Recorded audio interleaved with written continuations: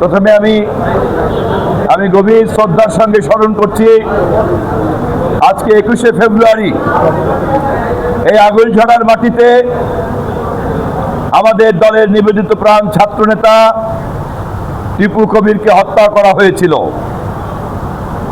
তাদেরকে গুম করা হয়েছিল, তাদেরকে মিথ্যা নাটক সাজিয়ে খুন করা হয়েছিল।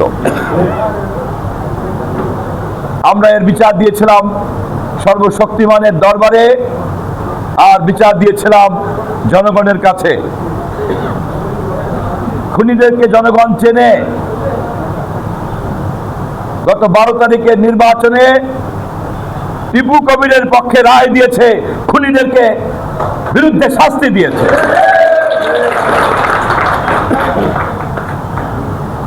বাংলাদেশের আজকের এই মুক্ত পরিবেশে আগুলঝরাতে দাঁড়িয়ে যখন আমরা জনগণের রায়ের ভিত্তিতে টিপু কবিরের মৃত্যু দিবসে আমরা কথা বলছি, তখন আমি গভীর শ্রদ্ধার সঙ্গে স্মরণ করছি এই পরিবেশ তৈরি করার জন্য যারা তাদের জীবন দিয়েছেন সেই সকল জুলাই যোদ্ধাদেরকে। আমি স্মরণ করছি আমাদের দলের নেতা ইলিয়াস আলী সহ যারা এখনো গুম হয়ে আছেন, জীবিত কি মৃত আমরা জানি না। স্মরণ করছি আমাদের এই গৌরনদী আগুলঝরার 4 জন শহীদকে, আগুলঝরার সাগর সহ 4 জন শহীদকে, যারা জুলাই মাসে নিজেদের প্রাণ বিলিয়ে দিয়েছে। আমি গভীর শ্রদ্ধার সঙ্গে স্মরণ করছি আমাদের মাতৃতুল্য নেত্রী, মজলুম জননেত্রী মরহুমা দেশনেত্রী বেগম খালেদা জিয়াকে। আমাদের নেতা, আমি নির্বাচনের আগে বলেছিলাম তিনি আমাদের দলের চেয়ারম্যান। আজ জাতি দেখেছে, জাতির ভোটে নির্বাচিত তিনি এই জাতির নেতা প্রধানমন্ত্রী তারেক রহমান। আগুলঝরা গৌরনদীবাসী ভাগ্যবান, প্রধানমন্ত্রী তারেক রহমানের মন্ত্রিসভায় আপনারা যে ভোট দিয়ে নির্বাচিত করেছেন আমাকেও তিনি জায়গা দিয়েছেন। প্রধানমন্ত্রীর পক্ষ থেকে আগুলঝরা গৌরনদীবাসীর প্রতি এটি ভালোবাসা এবং সম্মান, আমাকে এই দায়িত্ব পালন করার সুযোগ দেওয়ার মধ্য দিয়ে। নির্বাচনের সময়ও আমি ভোটারদের কাছে যেমন ভোট চেয়েছি, তেমনি একই সঙ্গে দলের পক্ষ থেকে, সরকারের পক্ষ থেকে, আগামী দিনের সরকারের পক্ষ থেকে কি প্রতিশ্রুতি আমি ঘোষণা করেছি আপনাদের তা নিশ্চয়ই মনে আছে। সেদিন একজন প্রার্থী হিসাবে কথা বলেছি, কিন্তু আজ আমাকে কথা বলতে হচ্ছে বাংলাদেশের একজন মন্ত্রী হিসাবে।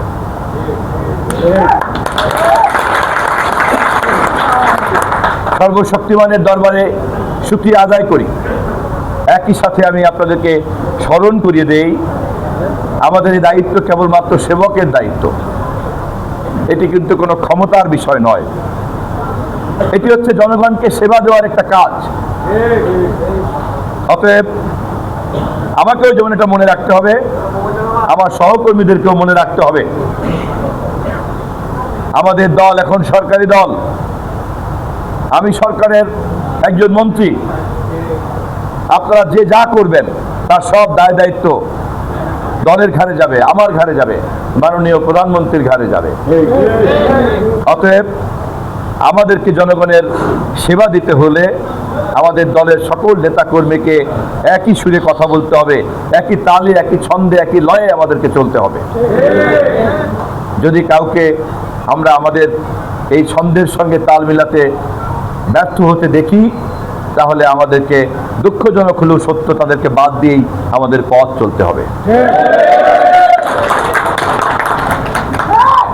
ভবিষ্যতের বাংলাদেশ তারেক রহমানের নেতৃত্বের বাংলাদেশ। তারেক রহমান ঘোষণা করেছেন তার একটা পরিকল্পনা আছে, এবং সেই পরিকল্পনা অনুযায়ী এই দেশকে আমরা একটা সুস্থ গণতান্ত্রিক বাংলাদেশে পরিণত করব। এখানে কোনো ধর্মীয় বিভেদ আমরা থাকতে দেব না। আমাদের এখানকার সকল হিন্দু, খ্রিস্টান, বৌদ্ধ ভাইদেরকে আমরা সমান অধিকারের মধ্যে নিয়ে আসব। আমরা আমাদের দেশের নারীদেরকে ক্ষমতায়ন করব। ফ্যামিলি কার্ড যে প্রতিশ্রুতি আমরা ইলেকশনের সময় দিয়েছিলাম, গতকালকেই ক্যাবিনেট বৈঠকে আমরা এ বিষয়ে সিদ্ধান্ত নিয়েছি। রোজার মাস থেকেই ধারাবাহিকভাবে আমরা এই ফ্যামিলি কার্ড বিতরণের কাজ শুরু করব। আগামীকালকে আমি খাল খনন কর্মসূচি উদ্বোধন করব গৌর নদীতে। খাল খননের পাশাপাশি খালের দুই পাশে আমরা বৃক্ষরোপণ করব। আমরা আমাদের শিক্ষিত বেকারদের তালিকা তৈরি করার জন্য পদ্ধতি কি করা যায় সে বিষয়ে কথা বলতে শুরু করেছি।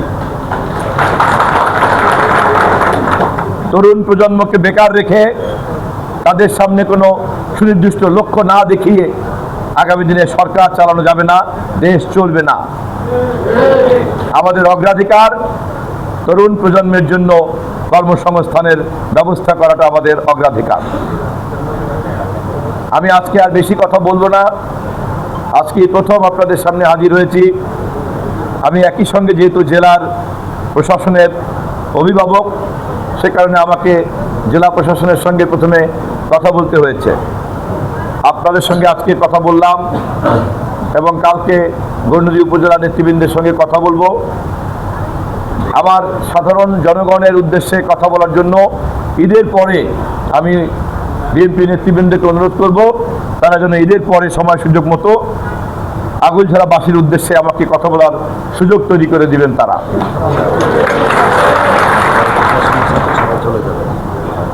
আপনাদের এই সভা শেষ হওয়ার পরে কক্ষ খালি করবেন। এখানে প্রশাসনের সঙ্গে আমি একটু বৈঠকে বসবো। আগামীকালকে গৌরনদী প্রশাসনের সঙ্গে বৈঠক করব। জেলা প্রশাসন, বিভাগীয় প্রশাসনের সঙ্গে বৈঠক করে এসেছি। আমি যেহেতু তথ্যমন্ত্রী, সেই কারণে সাংবাদিকরা আমার সহকর্মী, তাদের অভিভাবক আমি, অতএব তাদেরকে আমার সবসময় দেখভাল করতে হবে এবং তাদেরকে আমার পৃষ্ঠপোষকতা করতে হবে। বরিশাল প্রেস ক্লাবে আমি সময় দিয়েছি। তারা ইতিমধ্যে 28 তারিখে আবারও আমাকে ডেকেছেন, তারা ইফতারের আয়োজন করেছেন। আমি সন্ধ্যায় ইফতারের পরে আগুলঝাড়া প্রেস ক্লাবের সঙ্গে কথা বলবো। আগামীকালকে গৌরনদী প্রেস ক্লাবের সঙ্গে কথা বলবো। এইভাবে আমি মন্ত্রী হিসাবে আপনাদেরকে সাথে নিয়ে আমার কাজকর্ম আমি শুরু করতে চাই। আপনাদের সকলের কাছে জানতে চাই, যতদিন আমার হাতে দায়িত্ব আছে সেই দায়িত্ব সুস্থভাবে পালন করার জন্য আপনারা কি আমাকে সহযোগিতা করতে প্রস্তুত? আপনাদের সবাইকে ধন্যবাদ।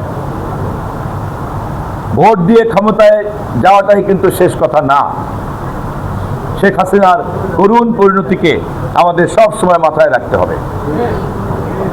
আমাদের প্রধানমন্ত্রী মন্ত্রী পরিষদের প্রথম বৈঠকে আমাদেরকে বারবার করে স্মরণ করিয়ে দিয়েছেন, আগামী দিনের বাংলাদেশ মানুষের স্বপ্ন পূরণ করতেই হবে আমাদের।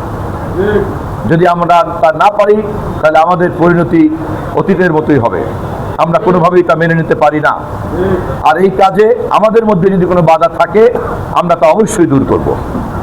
আমি আপনাদের সকলের সহযোগিতা নিয়ে আগামী দিনের এই দায়িত্ব পালন করতে চাই। দায়িত্ব পালন করতে অবশ্যই শৃঙ্খলা মানতে হবে।